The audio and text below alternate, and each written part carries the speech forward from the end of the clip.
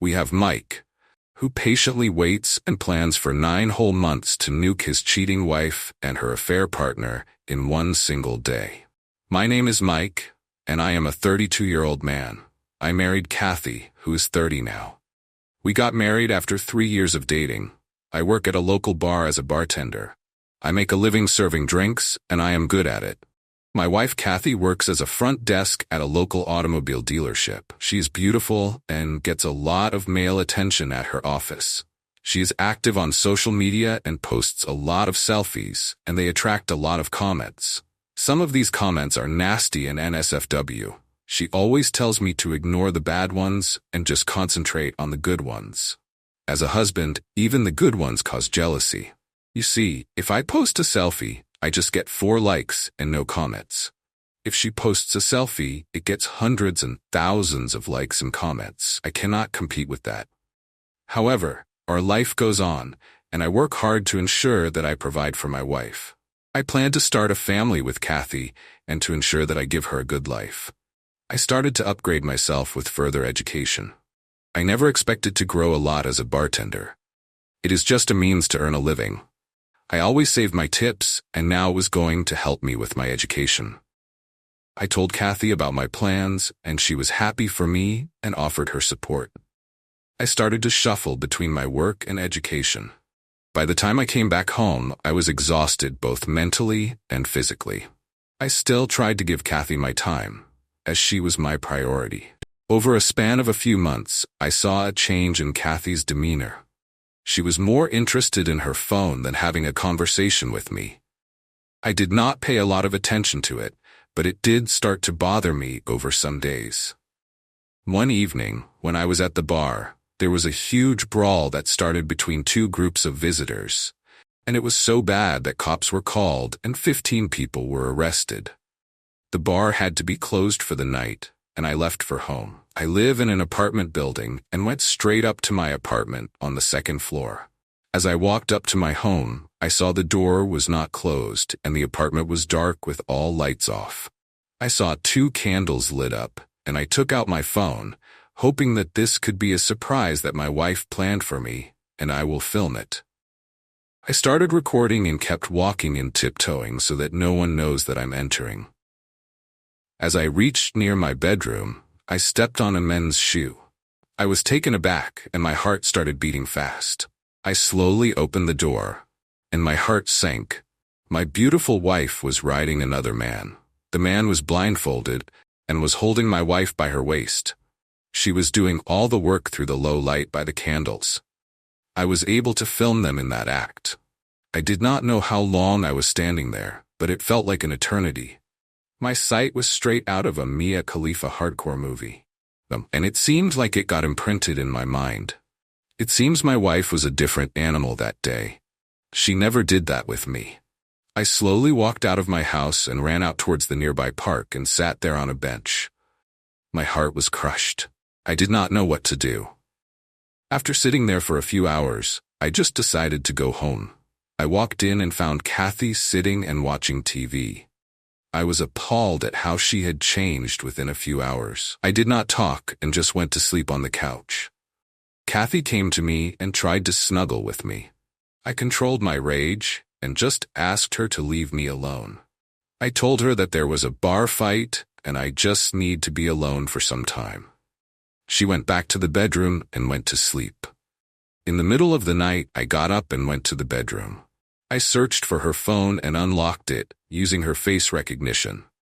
I went through her messages and call logs. I found out that she had been in an affair for the last 2 months with a mechanic who works at the dealership where my wife works.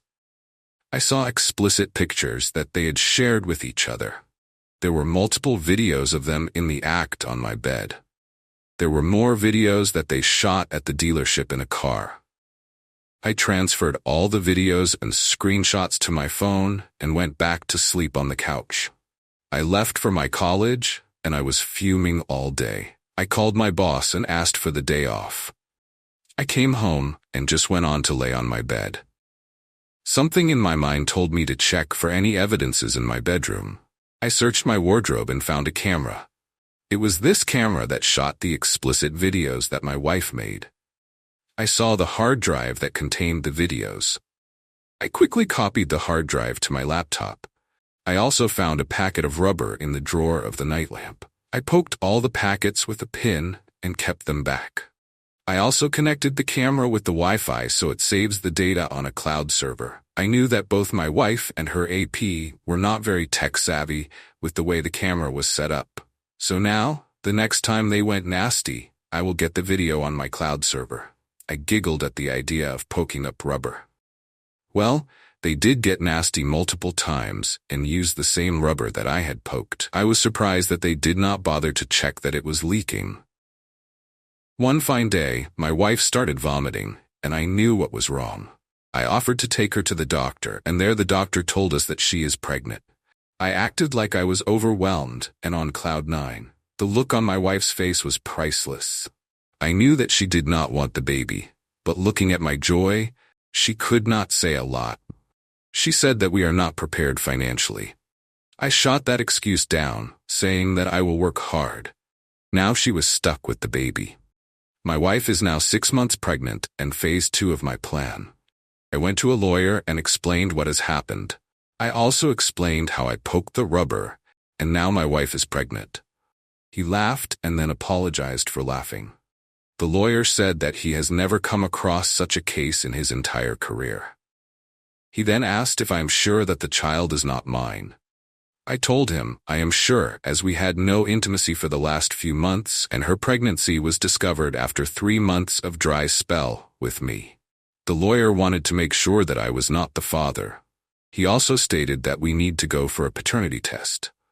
Going for a paternity test could trigger my wife, and I did not trust what she would do.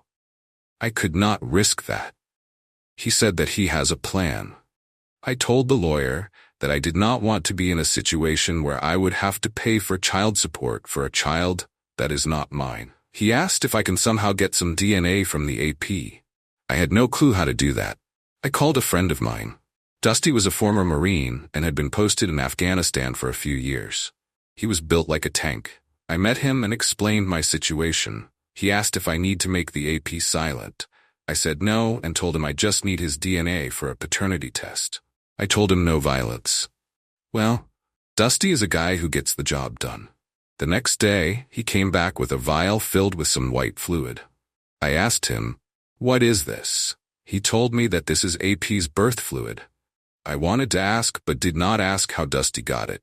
He later told me that he requested him to do it in a cup for an IVF sender. He paid him $20 for it. I gave Dusty $20 and went straight to the lawyer. He started laughing once. I told him how he got the sample. He then asked for some money and told me that it is for some ends that need to be joined. The next day, I got a call from the hospital asking Kathy and me to come for some tests. I knew what is going on and took Kathy with me. She was worried and was anxious throughout the way. We got some samples for tests, and Kathy asked the doctor, "What is that for?" He did not elaborate much and said regular test for the well-being of the child. I was sad when he said that.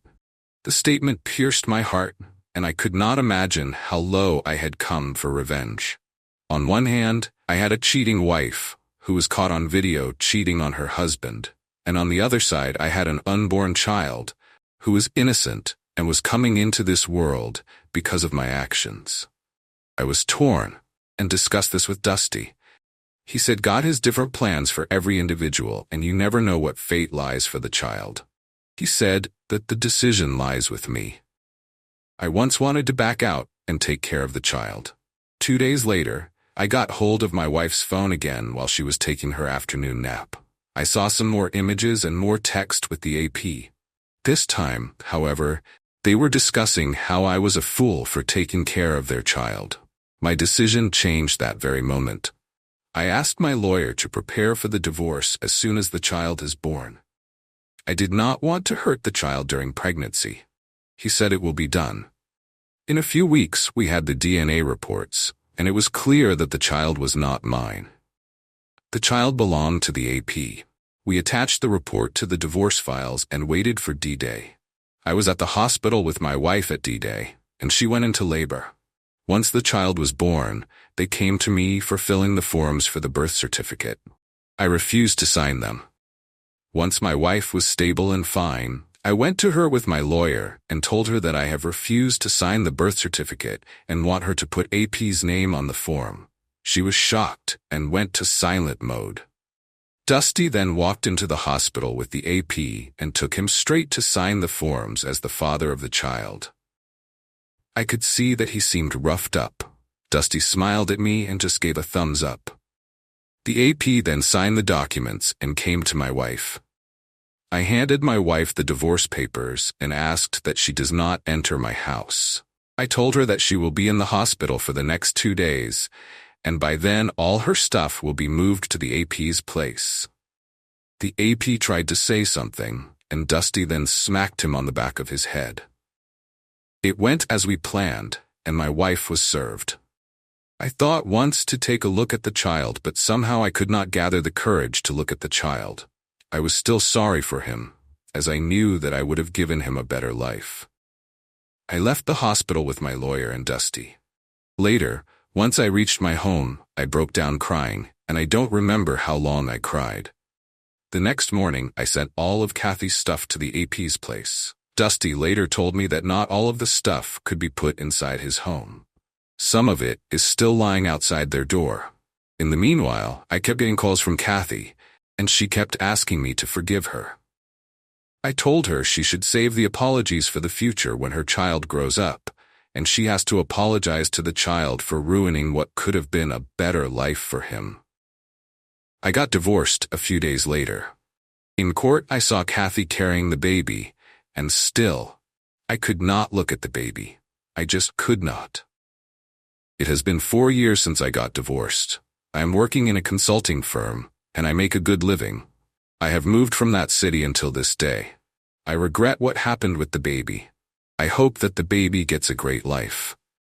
I am planning to get married in the future, and that may be a story for another time. Dear listeners, please share your thoughts in the comment section below, and don't forget to like, share, and subscribe.